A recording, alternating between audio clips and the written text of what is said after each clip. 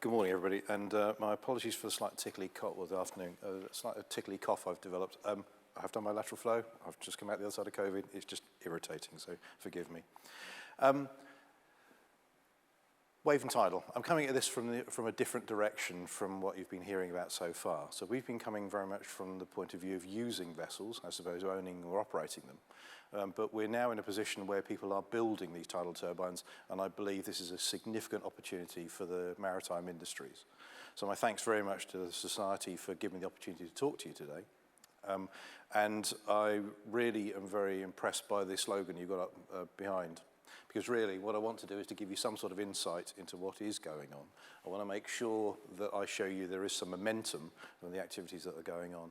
And I really do want to make connections. So if people do want to find me later on today or early part of tomorrow, I'd really like to reach out and talk to people about what is going on. Because I genuinely believe the UK has the opportunity to make the most of this opportunity. So, what are we actually doing? I originally titled this about why am I here. The point was we do have a UK lead in working with marine energy right at the moment, and that opportunity is picked up in the UK innovation strategy, which I'm pleased to say there are 7 technology families covering AI and biotech and various bits and pieces, one of which mentions marine energy as a lucrative export market, and I strongly believe that is the case. It's also the huge opportunity for a supply chain renaissance. We'll talk about that later as well. And it is genuinely a sustainable energy industry. This stuff doesn't emit carbon at all. In fact, it is helping to do a lot of the offsetting which can be done. And the main reason I accepted the invitation to come here today to talk to you is it's really important that you don't screw it up. Because we have the chance for the UK to take a lead in something, and I'll be damned if I'm going to let us actually let this one go past, so, as we've done in the past. So, what have we actually got here in the UK? I'll talk a little bit about the resource. The UK is uniquely placed. Every country is uniquely placed, isn't it? Anyone's a stupid thing to say. Anyway, the point is we've got 50% of Europe's tidal energy and around 25% or 35% of our wave energy. For those of you who don't know where Orkney is, I'm based up here on that jiggly little dot, and we are in a position where we've got a lot of waves and tides. So I'm bringing you information from the nearly far north. The opportunity we have is that marine energy could supply something like 1/5 of the UK's present electricity demands. 1/5. That's about what nuclear is doing at the moment. It is of that sort of scale. We believe this gives us significant opportunities for a whole load of things, the industrial innovation side of things, security supply, which has become increasingly important in recent weeks, and this huge chance of reducing carbon emissions that we've heard about. In the case of Orkney, you may wonder why on earth we're actually doing what we're doing up there in the far north, particularly with my rich Orcadian accent, originally from Bournemouth, is that there are big waves and very strong tides. We get 17-metre high waves there. That little body of water in the Fall of Warness, 500 million tonnes of seawater go through that every hour. And so there's an epic amount of energy in the waves and tides around. We're fortunate in that we have good harbours up there. We've got a huge area in the former Scapa Flow. It's the second largest natural harbour in the world. That was the German fleet parked in it in the First World War before they decided to go vertically downwards. And we are the most northerly point on the national grid. So the energy we generate flows into the national grid and does useful work. But most particularly, we've got people with experience in environmental and marine matters and the energy sector. So the idea was that a test centre would be a good way of helping marine energy happen. EMEC was created, and we were created very much from a public sector initiative to find a way to help this new industry get going. The news is we are going. The next bit is we now need to start handing this over and getting other people to work with it. As well, I'm working with Rob on some interesting projects particularly around the Isle of Wight. So we have a clear vision of trying to find a way to pioneer this new energy future. And our aims and visions are to both make marine energy and green hydrogen a part of the international energy system. And we need to carve out that space for the UK to make the most of that. And as a catalyst of activities, we work closely with a lot of other people, but our space is very much that of helping to get first of kind, proof of concept stuff out into the water and find out what works and what doesn't, and to do that as quickly, as safely, and as inexpensively as we possibly can. So, what have we actually got in the way of facilities? Basically, we've got two test facilities, both of which have got the same sort of model, which comprises cables from the sea to the land, which run out in either big waves on this side, which is the west coast of Orkney. The next thing this way is Canada. And we have cables that run out into the Fall of Warness, as I mentioned, with a strong body of water with tidal movement up and down. And on the end of those cables, we have then got switchgear and substations, and we've got monitoring systems at sea which capture the speed with which the water is actually operating. So my timer has just stopped, so I'm just going to put that back on so I can actually see where I'm going in terms of time. I promise I'm not doing my emails. We have set ourselves up very much to have a variety of different assets which are available for people to come and use to put their equipment into the sea. And I'm pleased to say we've had 31 devices from 11 different countries, from 20 different developers over the now nearly 20 years we've been operating. And that has taught us a hell of a lot. It's taught us a lot of things not to do. It's taught us a lot of things that do work, and it's shown us a huge area which is as yet uncolonised, and there's a lot of work still to do. But what is happening there today? And up in Orkney right at the moment, we have got two wave machines. The one in the bottom is by a company called Motion, which is a prototype machine. It's about 20 metres in length, 38 tonnes, I think. Has been in the water as a wave generator. Effectively, it's articulated.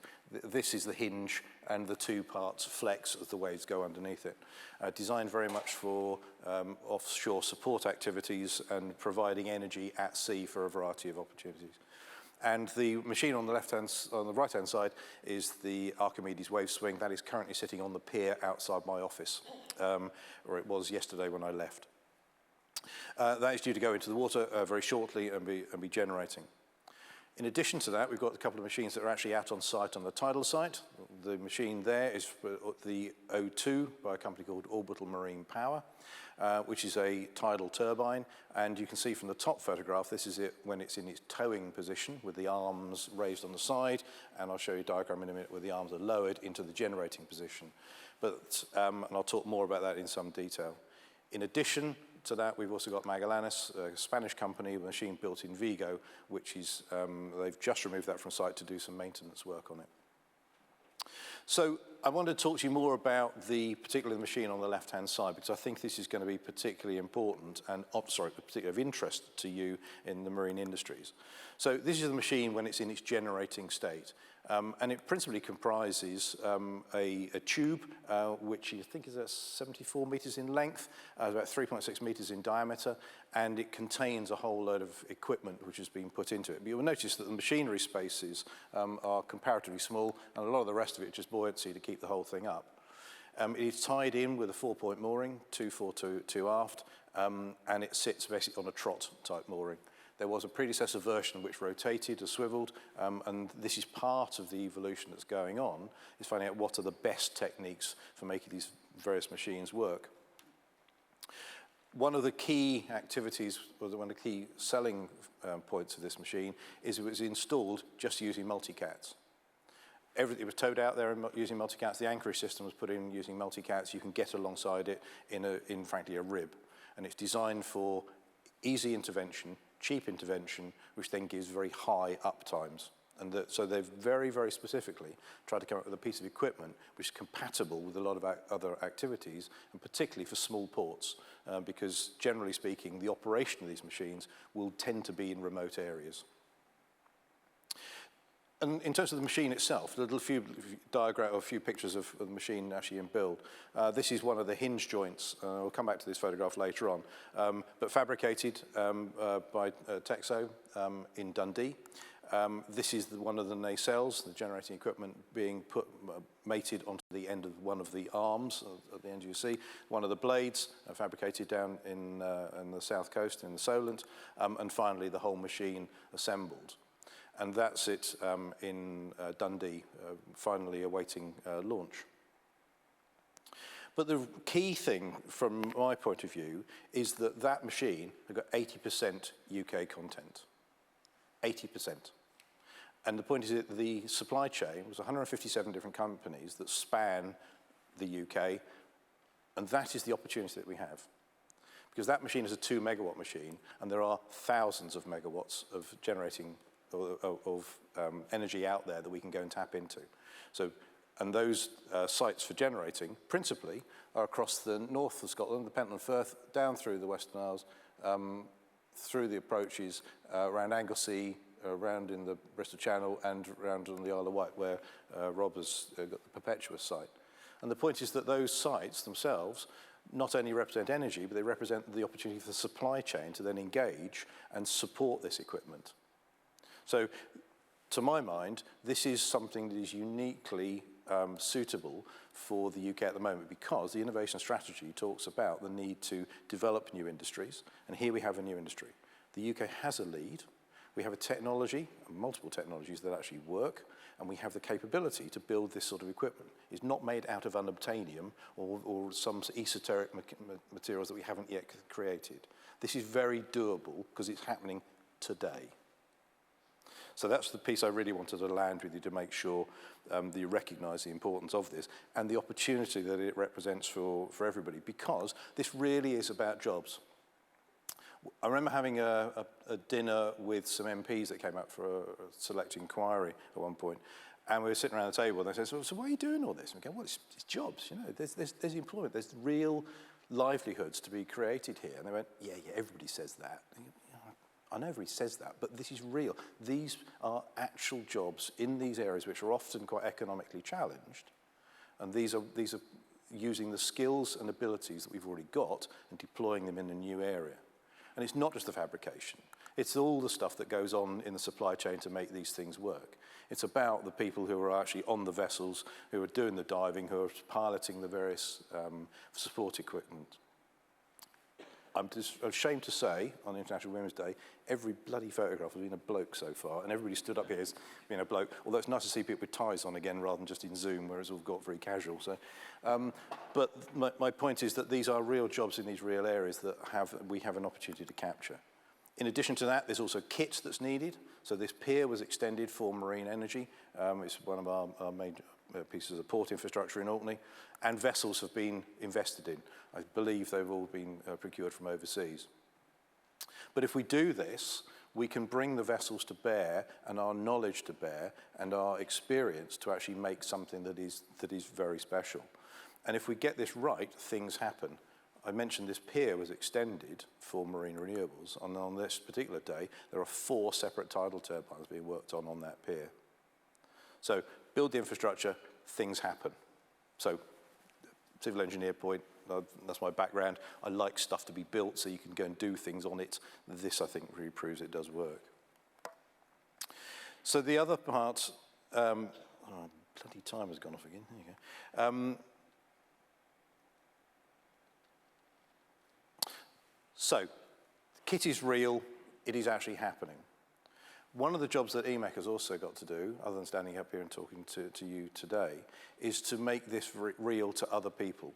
And I was really grateful for the help that Rob provided when he and others came up to Orkney a few months ago, when we actually got the UK Energy Minister of the time, Anne-Marie Trevelyan, up, that's also Richard Graham MP, up to show them the turbines and make this stuff visceral, get them to connect with it. It's interesting to note now Anne-Marie Trevelyan was reshuffled, is now overseas trade. So she's got an awareness of the opportunity of what the UK can do and put this out there. And I would offer this as a chance, if people do find their way to 59 degrees north and want to come and see what's going on, I would really urge you to bring influential people to come and see what the UK can actually deliver. And we've done this so with MPs and the future King and Queen of England. Interestingly, the joint that I mentioned earlier, it was in fabrication, is this piece behind the Duchess's head. We are very keen to make sure that the UK recognises the potential that this actually provides us with. And of course, it's not just the kit. It's not. We know that it's not just you've got something that floats and does it all work. People often say, where is this industry? And I sometimes say, well, it's a bit where the Wright brothers were in terms of aviation. You know, we've proven this stuff works. You can fly from here to there, but you're not going to go transatlantic on it.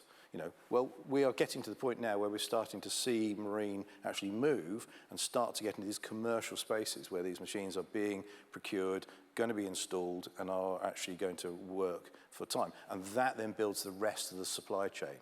Just as aviation is not just a wing, it's about ticketing systems, food, runway landing lights, seat belts, the whole 9 yards. So marine, the energy has got the opportunity to colonize large amounts of technical space, and this is where these opportunities exist for the UK as a whole. So we're heavily involved in a lot of R&D activities based around all the different topics that a new industry needs to have in terms of environmental monitoring and looking at biofouling and paint systems and hydrogen production and the whole 9 yards. So if you've got an angle or a thing that needs to be done or needs to be looked into, we can help get some of this stuff in the water. And we're very happy to work with other people who've got ideas that they need to get deployed or want to try things, again, in whatever ways needed. And the point is, we also know, let's be honest about this, it was about opportunities, which I've talked about extensively, but there are also challenges. We see stuff put in the water, which we'd really like not to do again. The top left-hand corner is a camera, which is put in the water, and you'll probably notice that barnacles are not noted for their optical clarity. So biofouling on simple systems is sloppy sometimes, and it needs to get a lot better. Top right-hand corner, top right shows the seabed. People often have got this perception that the sea is sort of flattish with the waves on the top and don't really think about the bottom bit. Well, we know the texture of the seabed is very variable and the geological conditions will be incredibly challenging in a lot of these different locations. The bottom left, the photograph of what happens when you put kit in the sea, because the sea fights back. So this is a load of creels which are wrapped up around one of my nice cables and stripped the serving off the outside of it. And the other photograph is of a acoustic Doppler current profiler extracted, which seems to have turned into a trap for seaweed. And in the bottom right-hand corner is another opportunity that we're going to have to look at in some way, and that relates to how we're going to use the sea. That's a plot of vessel movements on my site in one day. We don't have the equivalent of air traffic control. This is going to be needed in some of these industrial sites that we're going to be seeking to exploit in many different ways. So, something about the opportunities, something about the challenges, but I really wanted to finish off with a couple of pieces. Above the door at EMAC, we had a quote which was painted up there, which was a piece from when Kennedy spoke in the Doyle some time ago, and he said, "The problems of the world cannot possibly be solved by the cynics and critics whose horizons are limited by obvious realities. We need people who can dream of things that never were and ask, why not?" And that's really the space that I think we need to find ourselves in. I hope I've given you some indication of the work that's going on now up in Orkney, because it's going to be coming in your direction. And I think we've got an opportunity to reach out and do something quite special here. Finally, big thing about innovation is when you start innovating, strangely enough, innovative things happen. And so we started off on a journey to find ways to harvest energy from the waves and tides. And that has then led us into a bunch of different spaces, which we are finding extremely exciting. We are now working on electrolysis. And we have got a just over 0.5 megawatt electrolyzer reinstalled, provided by a British company, ITM, making hydrogen from tidal energy because the grid is not big enough for us to take the energy that's needed. And this interaction of generating systems with hydrogen is teaching us a lot. It's teaching a lot about reliability. It's teaching us a lot about what we think is sorted out, but actually the practicalities of it, you discover it's not quite as robust as it needs to be. We've got to get this robust. And working on a very exposed island is quite like working at sea, but at least you can get there in a van, which is a lot easier than some other stuff. So we are keen to use the facilities we've got. We also have been taking that hydrogen and worked with a company recently to actually make synthetic aviation fuel. So suddenly we've got an opportunity to use decarbonised fuels in a way, use aviation fuels in a way that has no climate impact. We've also got, was that yellow card? I thought it was, I'm in the last few seconds, there you go. We're also working with the Flotter oil terminal, which has handled 10% of the UK's oil, with a view to making that a hydrogen production facility in the future, and this is something that we're very excited to be involved with. And finally, as was mentioned earlier, there's an awful lot of offshore wind that's been down this bit, but this lot, there's, I can't remember, 20-odd gigawatts of generating capacity due to be going in, and Orkney being in the middle of it, we believe there's going to be a strong opportunity to interact. So, I hope I've given you some insight from a non-boaty world as to somebody who's coming at it from the other way. If you please do stop me at some point in the next couple of days. I really do look forward to the opportunity of taking questions. I think we're going to do shortly. And if you want to ask anything, glad to help where I can. Thank you very much indeed for your time.